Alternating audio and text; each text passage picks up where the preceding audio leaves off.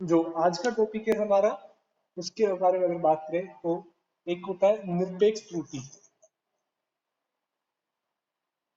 निरपेक्ष त्रुटि, इसके अलावा हम पढ़ेंगे आपेक्षिक त्रुटि और वह प्रतिशत त्रुटि।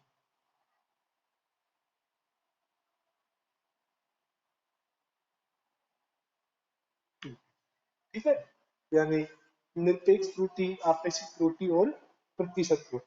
ठीक है, इन तीनों के बारे में हम बात करेंगे। देखिएगा, निश्चित सबसे पहले हम निरपेक्ष त्रुटि कैसे निकालते हैं, ठीक है, उसके बारे में हम एक एक क्वेश्चन से समझाते हैं कि माना A1, A2, A3 इस तरह से AN किसी भौतिक राशि के, आवाज आ रही है, किसी भौतिक राशि के मापन है।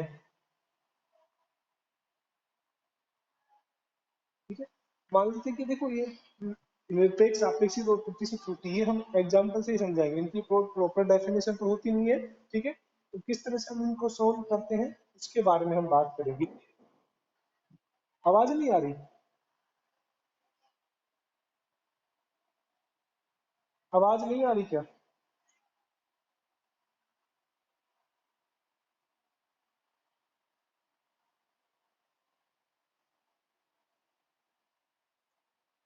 तो देखिएगा, निरपेक्ष त्रुटि, आपेक्षिक त्रुटि और प्रतिशत त्रुटि हम किस तरह से निकालते हैं कि मान लेते हैं कि A1, A2, A3 इस तरह से किसी भी भौतिक राशि के ये मापन है। ठीक है ना, हमने कहाँ तक मापा है, n तक माप लिया है। ठीक है ना, अतः तो पहला तो हम जो आपको मान दिया हुआ है उसके लिखेंगे। अतः भौतिक राशि के मापनों का, मापनों का मतलब ये वैल्यू है, जैसे आपको इसकी लंबाई मापी गई, आपने इसको 5 बार मापा है। ठीक है, तो 5 बार अलग अलग वैल्यू आई, तो उन मापनों का माध्य, माध्य या उसी को हम क्या बोलते हैं, औसत बोलते हैं। माध्य या औसत निम्न होगा, निम्न होगा। हम उनके माध्य या औसत के बारे में बात करते हैं। वो कैसे निकलेगा देखिएगा, ए मीन, मीन का मतलब होता है माध्य। ठीक है, इसको एम लिखते हैं, यानी A1 plus A2 plus A3 plus इस तरह से जितने भी आपके पास ये मापन है उन सभी का योग बटे जितनी संख्या है मापन, उसकी संख्या से हम क्या कर देंगे, विभाजित कर देंगे। समझ में आया ना? तो किसी भी भौतिक राशि का जो माध्य निकालते हैं, औसत कैसे निकालते हैं, जैसे कि आप आपकी मार्कशीट में जैसे 6 सब्जेक्ट हैं, उन 6 सब्जेक्ट का जो माध्य है या एवरेज परसेंटेज है, वो किस तरह से निकलती है, जितने भी नंबर आए हैं उन सभी को हम जोड़ते हैं।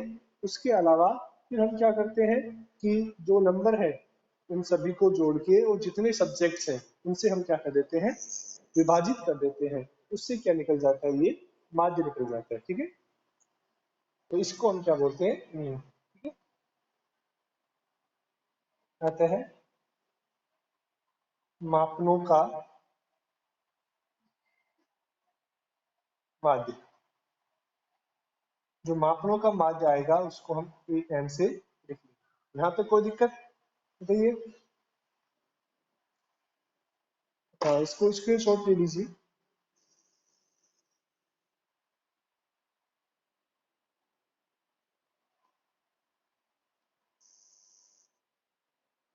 हो गया? हाँ, अब देखिएगा, तो आपने ये माध्य निकाल दिए, इसके बाद अब नेक्स्ट स्टेप क्या करनी है उसके बारे में बात करते हैं। ये बहुत इंपॉर्टेंट है, एग्जाम में हमेशा आता है 3 नंबर का क्वेश्चन इससे। जो भी माध्य निकली है, ठीक है ना, आप देखिएगा किस तरह से हम करते हैं। नेक्स्ट स्टेप में आपको डेल्टा A1 निकालना है। अब देखो डेल्टा A1 क्या होता है, उसके बारे में बात करें तो जो आपका पहला मापन है A1, जो आपका पहला मापन A1 है, उसमें से क्या माइनस करना है आपको? जो आपने माध्य निकाला है उसको माइनस करना है, ठीक है। ऐसे ही डेल्टा A2 आपको निकालना है, वो कैसे निकलेगा? A2 में से आपको क्या माइनस करना है?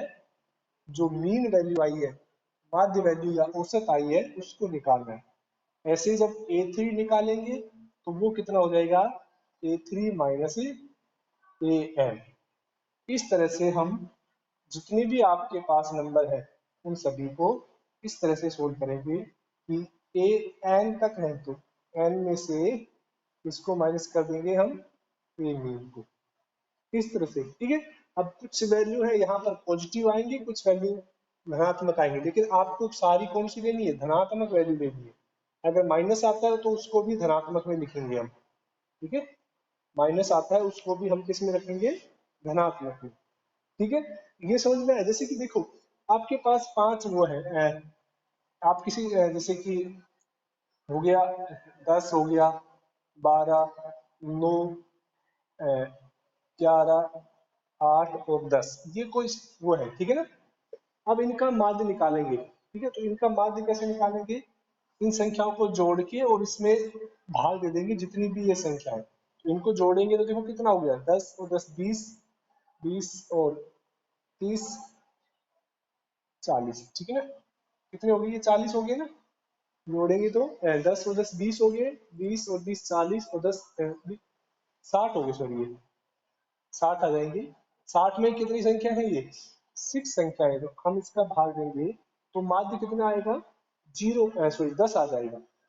अब हम देखो कैसे कर रहे हैं, इसका मतलब क्या हो गया? पहली संख्या में से यानी A1 में से हम ए मीन घटा रहे हैं, यानी 10 में से हम क्या घटाएंगे? 10, ये 0 आएगा, ठीक है। ये हो गया आपके पास डेल्टा A1। ऐसे डेल्टा जब A2 निकालेंगे तो दूसरी संख्या में से 12 में से क्या करेंगे हम? 10, तो ये बचेगा आपके पास 2। ऐसे डेल्टा A3 निकालेंगे तो 9 में से आपको 10 घटाना है, तो ये कितना आएगा? -1, ठीक है। डेल्टा A4 जब निकालेंगे तो 11 में से 10 निकालेंगे, ये 1 बचेगा। फिर डेल्टा A5 8 में से 10 निकालेंगे तो ये बचेगा -2। तो A6 निकालेंगे तो माइक बंद करो, मेरे कान खराब करोगी, बहुत ज्यादा आवाज आ रही है, ठीक है ना। देखो तो ये वैल्यू आप निकाल लोगे, ठीक है। तो यहाँ पे जो देखो जितनी भी वैल्यू आई है इसमें से कुछ वैल्यू धनात्मक है और कुछ वैल्यू कैसी है? ऋणात्मक है, ठीक है ना।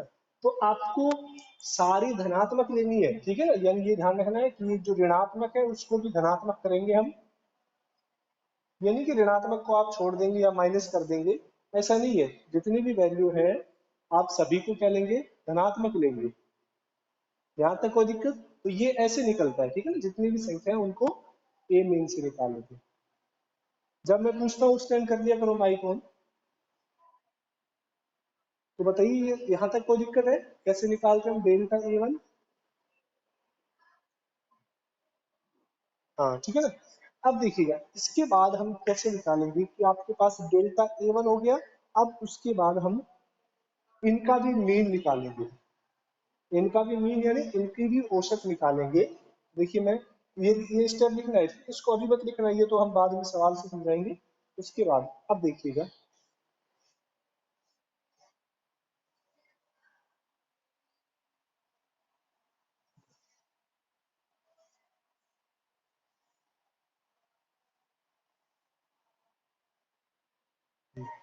अब देखिएगा ये जितने भी वैल्यू आई है इनका मीन निकालेंगे तो डेल्टा ए मीन निकालेंगे। डेल्टा ए मीन कितना हो जाएगा? Delta A1, sorry delta A1 हो गया plus modulus of delta A2 हो गया। इस तरह से जितने भी है ना इन सभी को जोड़ लेंगे हम, और कितनी संख्या का भाग दे देंगे? जितनी ये संख्याएं हैं। मान लेते कि n संख्याएं हैं तो हम उसको किससे भाग दे देंगे? n से भाग देंगे, ठीक है। तो ये हो गया a1 a2 an, ठीक है, अपॉन n। तो ये आपके पास a मीन निकल के आ जाएगा। और इससे पहले आपने a मीन भी निकाला था, ठीक है ना, और ये क्या है, डेल्टा ए मीन। ये दो आपको प्राप्त होंगी। अब इसको किस तरह से लिखेंगे पता है, आपेक्षिक त्रुटि। वो देखो किस तरह से लिखी जाती है, a equal to A mean plus minus, ये ध्यान रखना हमेशा प्लस माइनस आएगा, डेल्टा ए मीन। ये क्या होता है, आपेक्षिक त्रुटि निकालने का तरीका। इस तरह से हम उसको फिर लिख देते हैं, ठीक है। ये तो निरपेक्ष त्रुटि होगी यहाँ तक, ठीक है। फिर इसको आगे का जो भाग है वो क्या कहलाती है, आपेक्षिक त्रुटि। अब देखिएगा, अगर हम बात करें प्रतिशत त्रुटि की,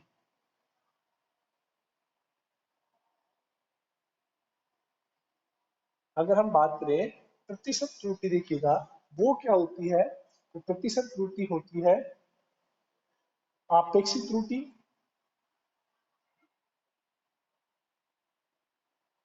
त्रुटि बटे निरपेक्ष त्रुटि इंटू 100। आपेक्षिक त्रुटि बटे निरपेक्ष त्रुटि, उसको अगर हम 100 से मल्टीप्लाई कर देंगे तो वो आपके पास कौन सी आ जाएगी, प्रतिशत त्रुटि। यानी देखिएगा, प्रतिशत त्रुटि जब हम निकालेंगे ए प्रतिशत, तो वो कितनी हो जाएगी, देखो आपेक्षिक त्रुटि कितनी है, ये है डेल्टा ए मीन अपॉन निरपेक्ष त्रुटि कौन सी है, ये वाली, ये आपेक्षिक होती है और ये निरपेक्ष होती है, ए मीन इंटू 100। ये प्रतिशत त्रुटि होती है। क्या नोट, इसको नोट कर लीजिएगा एक बार।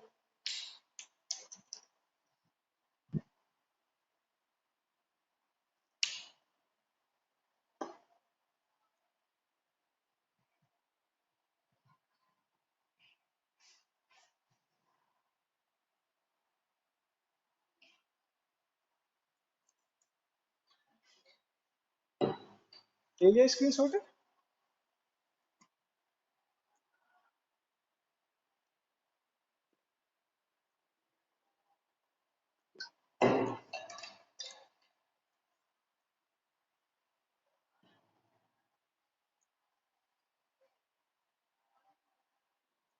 चलो ठीक है ना, ये इस तरह से हम त्रुटि निकालते हैं।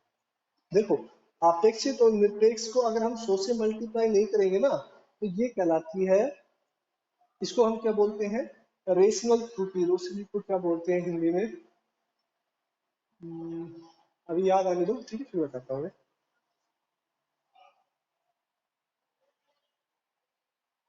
भिन्नात्मक त्रुटि, ठीक है ना, भिन्न बोलते हैं, ठीक है, रेशनल को क्या बोलते हैं, भिन्न, अंश बटे हर, ठीक है।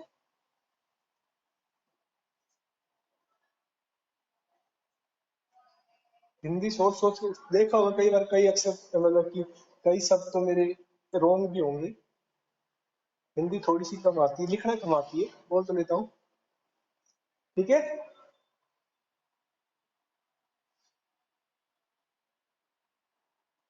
चलिए नेक्स्ट। हाँ देखो, अब मैं एक आपकी क्वेश्चन का बुक, आपके बुक का एक क्वेश्चन दे रखा है, उसके बारे में बात करते हैं एक बार। We measure the period of oscillation of the simple pendulum, ठीक है, मैं तो उसको हिंदी में लिख रहा हूँ। किसी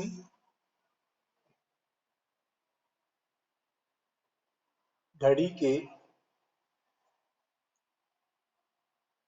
लोलक का आवर्तकाल,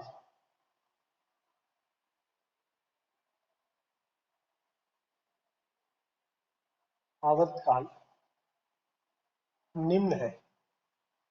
यानी एक वॉच है, उसका जो पेंडुलम होता है, ठीक है, पेंडुलम जानते हैं ना, कि वो आपने देखा होगा कि कई इस तरह की घड़ियां आती हैं, ठीक है ना, यहाँ पे तो 12 बजते हैं, यहाँ 1 2 3 4 5 इस तरह से 6 8 9 10 और 11। ये नीचे से कुछ डिजाइनदार घड़ियां आती हैं इस तरह से, ठीक है ना, उसमें यहाँ पे एक ऐसे हिलता रहता है, ठीक है ना, वो अलग अलग डिजाइन का हो सकता है। इस तरह से वो लगातार ऐसे हिलता है ना, उसको हम बोलते हैं पेंडुलम। ठीक है, तो वो कह रहा है कि किसी भी घड़ी का जो पेंडुलम है या जो लोलक है उसका जो टाइम पीरियड है, आवर्तकाल है, वो आपको दे रखा है कितना। मैं यहाँ पे लिख रहा हूँ 2.63, 2.56 एंड 2.42, 2.71 एंड 2.80। ये आपको दे रखा है, ठीक है ना। ये किसी भी घड़ी का जो रोल है उसका आवर्तकाल आपको दे रखा है, 1 2 3 4 5, 5 रीडिंग है ये आपके पास, ठीक है ना। तो अब आपको आता है कौन कौन सी निरपेक्ष त्रुटि निकालनी है, एक आपेक्षिक तथा प्रतिशत त्रुटि। त्रुटि ज्ञात कीजिए। तो इसको आपको देखो सोल्व कैसे करना है, जैसे अभी हमने एग्जाम्पल कराया था, बिल्कुल उसी तरह से करना है सीधा। सबसे पहले आपको क्या करना है कि जो A1 है वो कितना है, 2.63। जो A2 है वो कितना है, 2.56। ठीक है, A3 है वो कितना है, 2.42। A4 है आपका 2.71 एंड A5 है 2.80। ठीक है, देखो थोड़ा सा अगर कोई मैं इंग्लिश के वर्ड यूज कर रहा हूँ, अगर किसी में प्रॉब्लम हो तो आप पूछ लेना, ठीक है ना, कोई दिक्कत नहीं है। मैं वैसे खुद ही हिंदी का ज्यादा से ज्यादा यूज करूंगा। तो छोटी छोटी है वो तो आपको पता है, 2 तो 2 ही होता है, 6 3 तरह से होता है। ठीक है, तो ये सबसे पहले हमने क्या लिखा है, इनको लिख लिया है, ठीक है ना। सबसे पहले हमने लिखा है इनको। अब देखिएगा, अब हम क्या करते हैं कि सबसे पहले इसका क्या निकालेंगे, हम माध्य निकालेंगे। ठीक है ना, क्या निकालेंगे, माध्य। तो माध्य कैसे निकालते हैं आपको पता है, आता है औसत या माध्य बोल सकते हैं। माध्य बराबर क्या हो जाएगा, इन सभी को जोड़ेंगे और जितने भी नंबर है उनसे भाग दे देंगे। ठीक है, ये जितने भी नंबर है, आई मीन कितने हैं, 5 नंबर है, तो 5 से क्या कर देंगे हम इसको भाग दे देंगे। तो यहां से देखिएगा 2.63 plus 2.56 plus 2.42 plus 2.71 plus 2.80 divided by 5। Because 1 2 3 4 5 ये कितने नंबर है, 5 नंबर है। इनको हमने किससे डिवाइड किया, 5 से। ठीक है, अब इनको ऐड करेंगे तो कितना आएगा, बता सकते हो, कर दोगे ऐड, कर लोगे क्या ऐड इनको। हाँ, कितना आएगा, 13.56/5 कितना आएगा, ठीक है ना। पेपर देखेंगे ना, सॉरी 5 6 नहीं, 13.12, 13.12। और ये इन सभी का ऐड हो गया, और ये 5 क्या हो गया, इनका जो नंबर है, जितनी ये संख्याएं हैं, 5 संख्या दे रखी है आपको, 5 संख्या दे रखी है, तो इनको हम क्या कर देंगे, 5 से डिवाइड कर देंगे। ये आपके पास आएगा 2.624। तो इसको हम लगभग लिख सकते हैं 2.62 लिख सकते हैं। ठीक है, राउंड ऑफ में हमने लिख दिया 6.24 को, क्या लिख दिया हमने, 2.62। क्योंकि अगर ये संख्या 5 या 5 से बड़ी होती है ना, तभी ये संख्या बढ़ती है, अदरवाइज ये इतनी ही रहती है। ये आपके पास आ गया मीन, यानी ये क्या वैल्यू हो गया आपके पास, ए मीन। ये वैल्यू निकल के आई ना। एक बार इसका स्क्रीनशॉट ले लीजिए।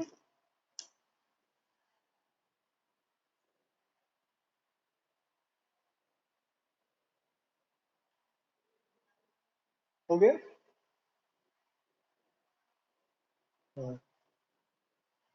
अब देखिएगा, अब हम क्या निकालेंगे, ये जो वैल्यू है इसको माइनस करेंगे, किसमें से, A1 में से भी माइनस करेंगे, A2 में से भी माइनस करेंगे, A3 में से भी माइनस करेंगे, जितने भी नंबर है सभी में से क्या करेंगे, माइनस करेंगे। ठीक है ना।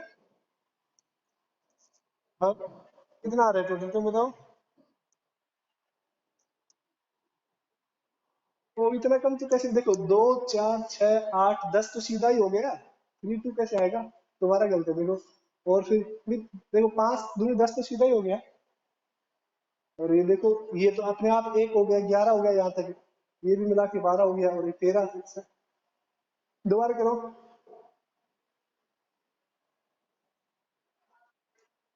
करो दोबारा एक बार।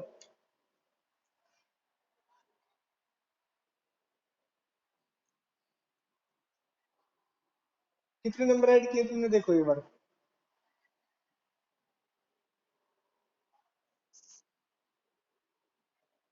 हाँ तो 4 थोड़ी आएंगे, 5 नंबर है देखो। 6352।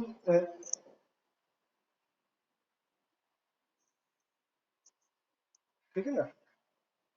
तो देखो अब आपके पास क्या हो गया, एम ही निकल के आ गया, ठीक है ना।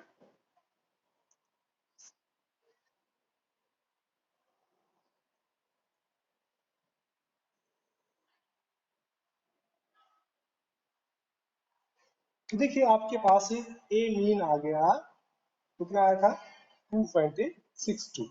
ये आप 62 आएगा, ठीक है ना। अब हम क्या निकालेंगे, डेल्टा ए वन। इधर लिखेंगे थोड़ा, कितना होगा delta A one. A one कितना हो जाएगा, हम क्या करेंगे, ए वन में से क्या माइनस करेंगे, ए मीन माइनस करेंगे, ठीक है। तो मैं सीधे लिख देता हूँ, 2.63 में से 2.62 माइनस करेंगे तो 0.01 बचेगा, ये बचेगा ना। डेसिमल देख लेना थोड़ा सा, मैं डार्क कर देता हूँ इसको, ठीक है। अब ऐसे ही डेल्टा ए टू जब निकालेंगे तो ए टू में से क्या माइनस करेंगे, ए मीन करेंगे। तो 2.56 माइनस 2.62, ये आपका माइनस का आएगा, ठीक है ना। कितना आएगा, 4 2 6, 0.06। क्लियर।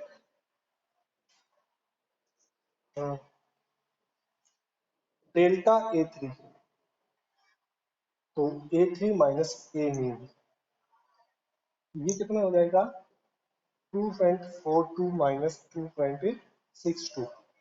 ये आपके पास माइनस का आएगा, माइनस 0.20, दिस बचेंगे ना। और delta A four equal to A four minus A mean, ये आपका 2.71 माइनस 2.62, दैट इज 0.09। सही दिखा है ना। देख लेना एक बार, किसी में कोई माइनस मिस्टेक हो जाए तो। A five equal to A five minus A mean, तो लास्ट कितना है, 2.80, उसमें से माइनस करना है आपको 2.62, दैट विल बी 0.18। देखिए ये, हाँ इसका एक स्क्रीनशॉट ले लीजिए। देखो कुछ माइनस के आ रहे होंगे, कुछ प्लस के, ठीक है ना। हाँ अब हम क्या करेंगे इन सब का, वापिस से बताइए क्या करेंगे।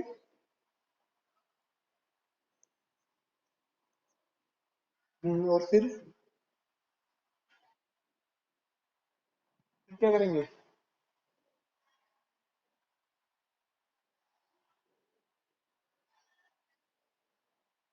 एवरेज निकालेंगे ना, मीन। हाँ देखो मैं इसको इरेज कर रहा हूँ, जो वैल्यू है उनको ले लिया होगा स्क्रीनशॉट, इसको मैं मिटा देता हूँ। हाँ अब देखिएगा, तो अब हम निकालना है डेल्टा ए मीन।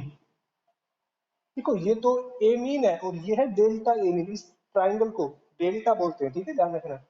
तो वो कैसे निकलेगा, देखो इन सभी को ऐड कीजिए, 0.01 plus 0.06 plus 0.02, sorry 20 plus 0.09 plus 0.18, ये हमने सारे नंबर लिख दिए। और इनको डिवाइड करेंगे 5 से, क्योंकि 5 से क्यों डिवाइड करेंगे, ये वैल्यू कितनी है 5 ही आ रही है, इनको 5 से डिवाइड करेंगे तो ये आपका कितना आएगा 4 8 नहीं 5 4, 4 8 आ रहा है तुम्हारा।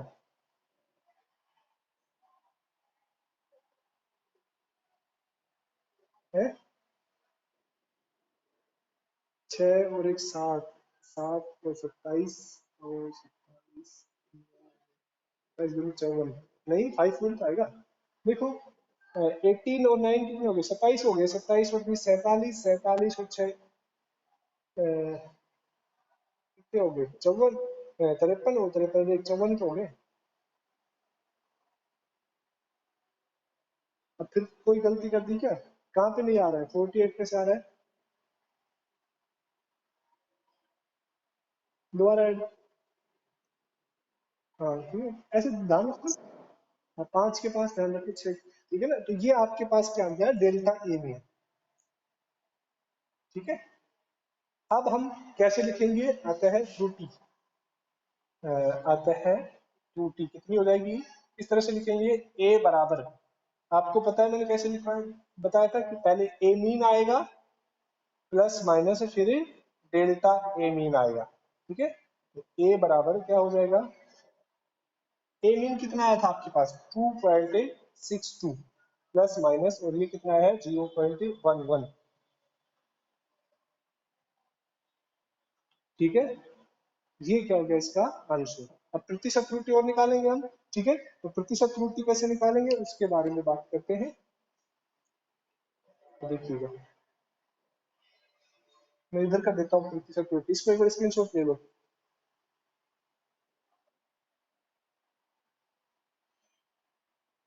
हो गया,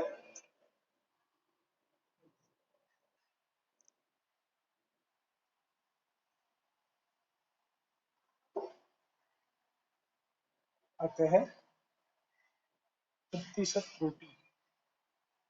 प्रतिशत त्रुटि कैसे निकालते हैं, ए प्रतिशत बराबर delta A mean upon delta A sorry delta A mean upon A mean into 100, तो ये हो जाएगा आपका 0.11 अपॉन 2.62 इंटू 100, और ये आपकी आएगी 4%, 3 पॉइंट समथिंग आएगी, तो उसको राउंड ऑफ में हमने लिख दिया 4 आए, क्लियर। तो तीनों त्रुटि हो गई है आपकी, आए समझ में कैसे निकालेंगे हम, एक बार इसको फिर सोल्व करके देखना, क्वेश्चन को दोबारा से फिर सोल्व करना, ठीक है, फिर बात करेंगे बाद में नेक्स्ट क्लास में, आज के लिए इतना ही।